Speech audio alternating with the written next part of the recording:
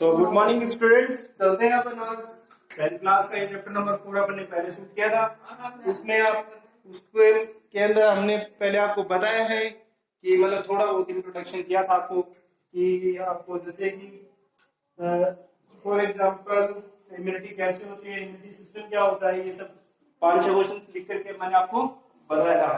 आज हम उससे आगे स्टार्ट करते हैं। आगे स्टार्ट करने का मतलब क्या है कि अपन देखते हैं आगे क्या क्या टॉपिक आता है। तो सबसे पहले हमारे पास आता है इसमें एक एंटीजन और एक एंटीबॉडी। तो दोनों में डिफरेंस क्या है वो आज मैं आपको बताने वाला हूँ। बहुत तरीके से बता रहा हूँ, आप समझने की कोशिश करेंगे और इसको नोट्स में लिखेंगे। चलिए स्टार्ट करते हैं। Antigen are organic substance the foreign matter which are enters to in the body is called antigen. मतलब क्या है, ये एक ऑर्गेनिक सब्सटेंस होता है। ऑर्गेनिक मतलब जो चीज जिंदा होती है या जिंदा चीजों से बनी होती है उसे ऑर्गेनिक मैटर कहते हैं।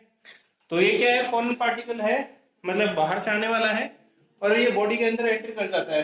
ठीक है, इसे एंटीजन कहते हैं। इसका मोलिकुलर वेट है वो 6000 डाल्टन है और उससे ज्यादा भी हो सकता है।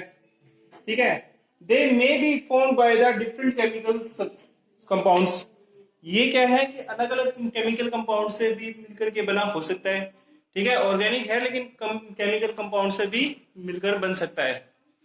ठीक है, फॉर एग्जांपल देखो इसने बता भी दिया है, such as protein, polysaccharide, sugar, lipids, nucleic acid और एक्सेट्रा, इन सबसे ये मिलकर बना हो सकता है।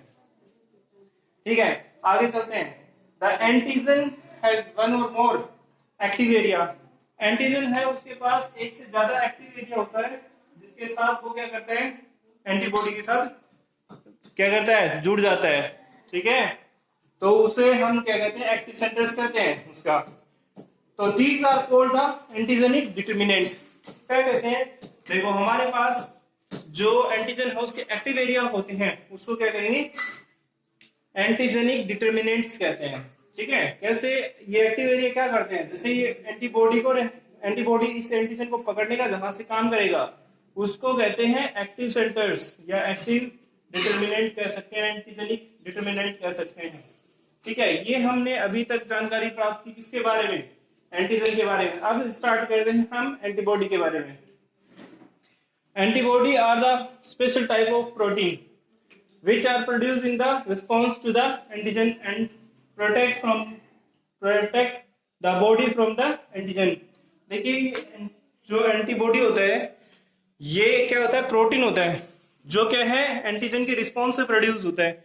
रिस्पॉन्स कैसे, जैसे अगर हम बात करें कि अगर मान लो हमारी बॉडी के अंदर एंटीजन घुस गया है तो उसके बाद में उससे प्रोटेक्ट करने के लिए जो भी ऑर्गेनिक मैटर है हमारी बॉडी के अंदर या प्रोटीन है हमें उसे प्रोटेक्ट करेगा, उसे हम क्या कहेंगे, उसे हम कहेंगे एंटीबॉडी। ठीक है, एंटीबॉडी कहेंगे। आगे चलते हैं। In specific immunity destruction of antigen में भी प्रोसेस इन 4 स्टेप्स। मतलब क्या है कि हम स्पेसिफिक इम्यूनिटी के बारे में बात कर रहे हैं जो कि मतलब बाहर से लेते हैं हम। एक तो होती है नॉन स्पेसिफिक जिसे हमने इनेट डिफेंस मैकेनिज्म के अकॉर्डिंग माना था, और एक होता है स्पेसिफिक इम्यूनिटी जिसे हमने क्या कहा था, एक्वायर्ड, अडेप्टिव और स्पेसिफिक इम्यूनिटी, तीनों ही नाम दिए थे। तो ये क्या है, हम ये यहाँ ये कह सकते हैं कि स्पेसिफिक इम्यूनिटी में जो एंटीजन है वो कैसे डिस्ट्रक्शन क्रिएट करता है, यानी कैसे प्रॉब्लम क्रिएट करता है। तो उसकी 4 स्टेप्स हैं, वो 4 स्टेप्स हमें अब पढ़ने वाले हैं। चलिए स्टार्ट करते हैं। Step number 1, difference between the embedded antigen and external antigen. Embedded मतलब होता है कि बॉडी के अंदर खुद ब खुद बन जाना। हमारी बॉडी के अंदर बहुत सारे हार्मफुल जो सब्सटेंस होते हैं वो उनसे क्या है, एक एंटीजन बन सकता है। ठीक है, जो हमारी बॉडी को नुकसान पहुंचाता हो। और एक एक्सटर्नल एंटीजन होता है जो बाहर से बॉडी के अंदर एंटर करेगा। ठीक है, तो ये पहली स्टेप हो गई। डिफरेंस है इन दोनों के बीच में। डिफरेंस कैसे, ये एक तो बॉडी के अंदर बनेगा और एक बॉडी से बाहर आएगा।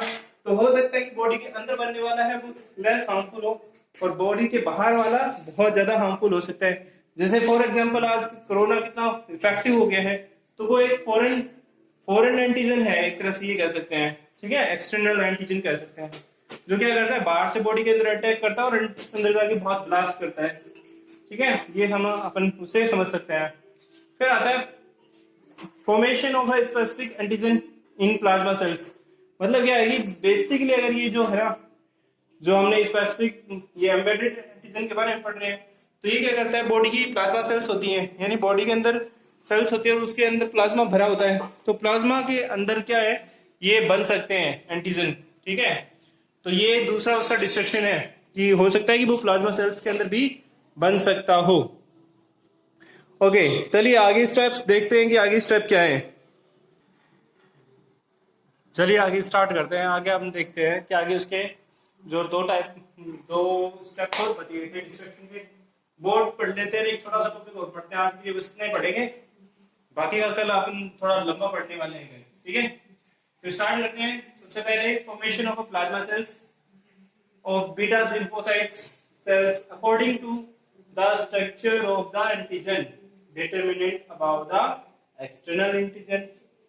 देखो इसने ये बोला है कि भाई जो फॉर्मेशन ऑफ प्लाज्मा सेल्स में बीटा लिम्फोसाइट्स बनेंगे वो बनेंगे according to the structure of antigen. Antigen के अकॉर्डिंग जो लिम्फोसाइट्स बीटा लिम्फोसाइट्स बनेंगी, और डिटरमिनेंट जो एंटीजन डिटरमिनेंट बनेगा जहां एंटीजन कैचअप करने का काम करता है अबाउट द एक्सटर्नल एंटीजन। कहने का मतलब है इस बात को समझने के लिए कि formation of plasma beta lymphocyte cells according to the structure of antigen determinant above the external antigen। मतलब ये है कि उसमें अगर जब प्लाज्मा सेल्स के अंदर जो है कि हमारे पास जो एंटीजन बनता है, ठीक है, प्लाज्मा जो सेल्स है उसके बीच में हमारे पास एंटीजन बनता है। तो एंटीजन के अंदर जो बीटा लिम्फोसाइट्स बनेंगी उसके अंदर क्या होगा, उसके अंदर जो इसका डिटरमिनेंट होगा, एंटीजेनिक डिटरमिनेंट, वो अकॉर्डिंग टू अबाव एंटीजन या एक्सटर्नल एंटीजन के अकॉर्डिंग बनता है। यानी कि जो उसका कैचअप पार्ट है जहां से वो कैच करेगा वो उसके अकॉर्डिंग बनता है। चलिए ये हमारे पास थर्ड हुआ। Fourth, antigen distraction by the antigen IgG IgG antibody, यहाँ AB antibody reaction and the cell mediated immunity. मतलब क्या कह रहा है कि देखिए the antigen destruction by antigen, ठीक है, आईजीजी इम्यूनिटी है वो क्या करेगी,